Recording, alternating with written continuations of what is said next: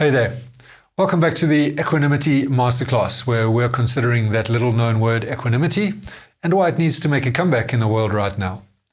And today we're going to have a look at how this might apply in particularly a work context. When something goes wrong, we get overactive in terms of trying to make sure that it never happens again. How many times in the corporate environment do we have that where there is an error comes to light and then we have a heart attack, like, why did I have to discover this? Surely it's somebody else's job. Why did this happen? Who's responsible? Who was asleep on the job? And then we launch a major inquiry into it and we try to put in new processes that will make sure that it never happens again. And sometimes that's a valid response. However, often it's just a matter of things rose to the surface, we caught it, great, let's move on. I worked for many years as a magazine editor, and it was very important to meet the deadline for a magazine because unlike a website that can get released the next day, magazines travel on trucks and they have to sit on the supermarket shelves at the end of the month for people to buy them. If you miss those trucks, they don't leave the next day, they leave in 2 weeks' time. So missing your deadline, you would miss half your revenue. You would lose out on half your revenue. And as you get closer to that deadline, things are changing all the time. There's new advertising coming in, the page counts are changing, and you're having to vary all of these things. And of course, problems occur. Pictures are missing, or there's a text problem, or some story arises in the news that just affects this one, or some sensitivity that you recognize. And so you're constantly dealing with these things. And what I recognized was that as long as everybody is committed, their attention is on the problem, whatever problems there are will surface in some way in time for us to deal with them. And it doesn't matter who catches it. There wasn't enough process to put in place to make sure that certain things never happened or that the right person always caught the problem. It was always a matter of, oh good, we caught it, great, problem solved, let's move on. And so you had to be flexible like that. Sure, there were processes that we could put in place, and I'm a real process guy, believe me, and I did. However, it's got to be both. And what I see a lot in the corporate space and many of my coaching clients, it's like, they want to put things in control. They want to find solutions. They have to be seen to be doing something. And often I say to them, if everybody's attention is there, if you're all committed and your attention is on the problem, so things will rise to the surface wherever and whenever they need to, and you'll deal with them. And so while some things need a process, many things don't. And we need to be able to develop the discernment about which is which. We're going to have a look at equanimity, the importance of equanimity in the religious, spiritual, and philosophical traditions, and contrast that to how absent it is in our modern corporate leadership lexicon. So let's dive right in. Equanimity has been held up as one of the most important traits or attributes by all of the world's religious, spiritual, and philosophical traditions. Let's have a look at this. Starting off with the Bhagavad Gita in verse 248. Krishna says, "Perform your work equipoised, Arjuna, abandoning all attachment to success or failure. Such equanimity is called yoga." Then we get the Greco-Roman tradition of the Stoics, who said, "Not events themselves, but your feelings about events determine your happiness." Again, that's a statement of equanimity. If we look at the contemplative tradition, those monks who went to sit in caves and meditate for months and years at a time, when they came back down, they were looking to have developed two key traits, compassion and equanimity. There's the story of the monk who comes back from his meditation, he's in the town square, he gets bumped by somebody and he gets angry, and he's like, nah, not ready yet, goes back up to his cave. Then we get the Jewish Kabbalistic tradition, and the stage of Hishtavut, which translates as equanimity. And that stage must be reached before one can move to the stage of meditation. And the evidence for having achieved the state of Hishtavut is that you treat somebody equally, whether they have honored you or insulted you. Then we can look at the Christian tradition and the story of Jesus on the cross. And he says, "Take this cup from me, not my will, but your will be done." And that is a statement of equanimity. Surrendering control and one's preferences for what should happen in a situation, pretty serious situation. In the religion of Islam, there is the saying inshallah, which is whenever something is spoken about what's going to happen in the future, it's appended with inshallah, which means if Allah wills it. And that is a statement of equanimity, surrendering one's will or attempts to control or preferences for what's good or bad or should happen in a situation to the will of Allah. That comes up in the Christian religion as well, in terms of saying God willing. And also in the Pentecostal tradition, there's the saying of let go and let God. So it's there in all of these. And in fact, in the Buddhist tradition as well, the meditation Vipassana, which was practiced and taught by Gautama the Buddha himself, the primary outcome of that is equanimity.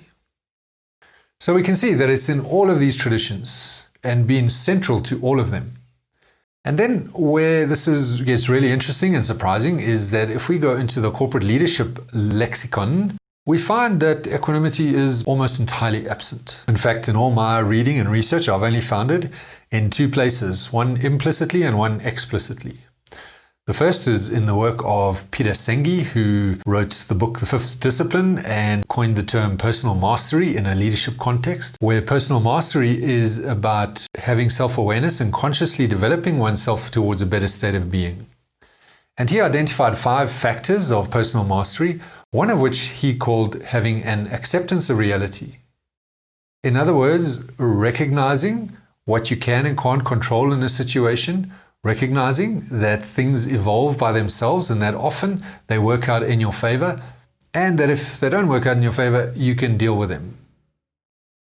And so he said that people high in personal mastery see reality as an ally and not as an enemy.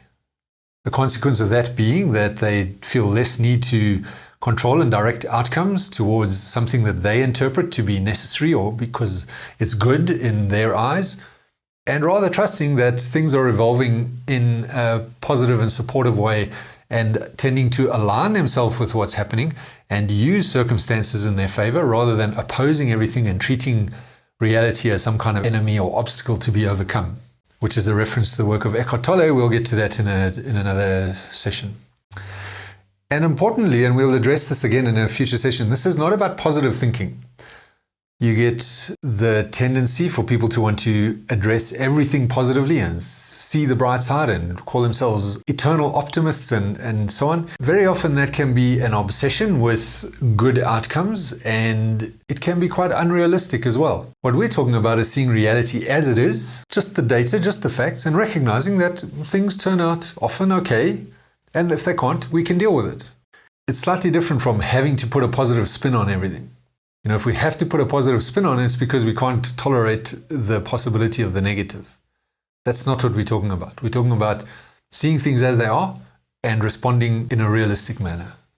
For some people, realistic means control. Here we're saying realistic is not about control, because if you look at it, you're not always right about the direction that you say things should take, and you're also not as in control of things as you believe. And so realistic means having a little bit less control and controlling only those factors that you can control right now. And the second place where I have found it, and here it is explicitly named as equanimity, is in the book Leading Consciously by Indian leadership academic Debashis Chatterjee. And he writes that equanimity gives the mind purity of perception, clarity of vision, and effective decision-making capacity.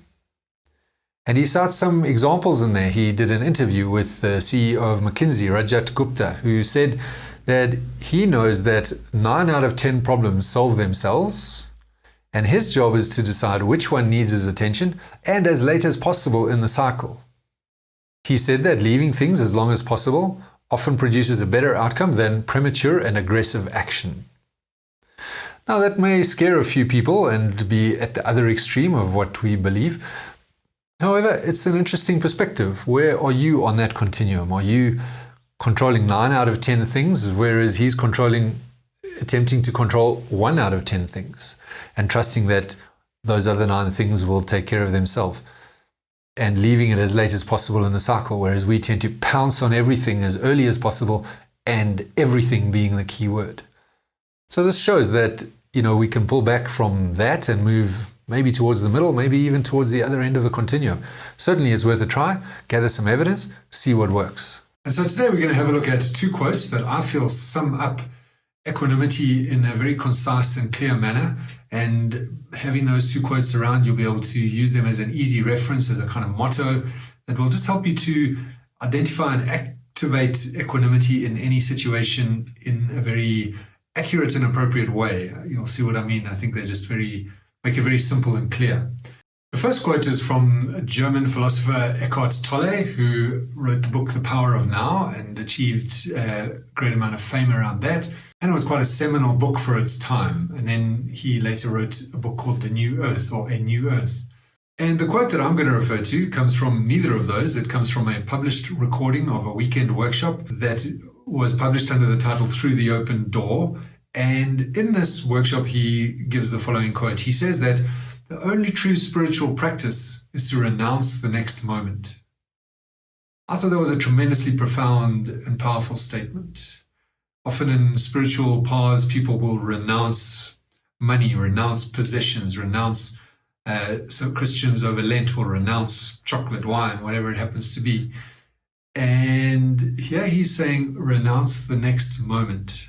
In other words, give up your preference for whatever should happen next. If we take that into those religions that we referred to earlier, all of these religions have that at their core. It's about giving up your will for the sake of God's will, your will for the sake of the greater intelligence of life, however you want to name it. So that statement really sums it up. The only true spiritual practice is to renounce the next moment. We always talk about spiritual leadership, and there's a movement towards bringing a more spiritual approach into business. Well, how about that being a great starting point and something that you can refer to throughout the day in order to start bringing your belief, your spiritual practice into the work that you do? As you can see, it's not about preaching a religion, preaching about a particular path to God or name for God or anything like that. It's about a practice that you can demonstrate, that other people can follow, and it brings all of that into the business context without having to name it according to any form, structure, or religion. And so the other quote comes from Jiddu Krishnamurti, who was known as the Guru's Guru. I'll put his name in the credits and you can look him up and explore more about him. And he once brought his audience to a standstill when he said, "Do you want to know my secret?" And so he had all of these followers and the room went quiet, and he said, "My secret is that I don't mind what happens." You can see, firstly, that that's what equanimity is really all about. And secondly, how powerful would that be if that could be your approach to life? And so my invitation is to explore those quotes and see how they can work for you in becoming a very simple motto that you can carry around, refer to regularly through your day, and become a real strong guideline for you to apply equanimity. I'm sure you'll agree they're very, very simple, very clear, especially that second one, I don't mind what happens. Can you bring that into your life?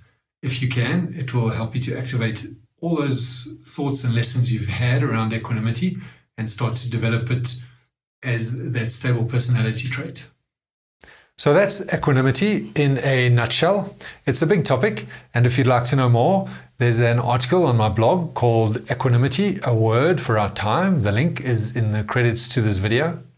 And then if you'd like to take that further and perhaps develop equanimity as a competence, as a stable personality trait even, then I'd invite you to take part in the masterclass, which is also available via the shop page of my website, link below as well. I'm sure you'll find great benefits in that. So thank you. I'm Neil Bierbaum, signing off.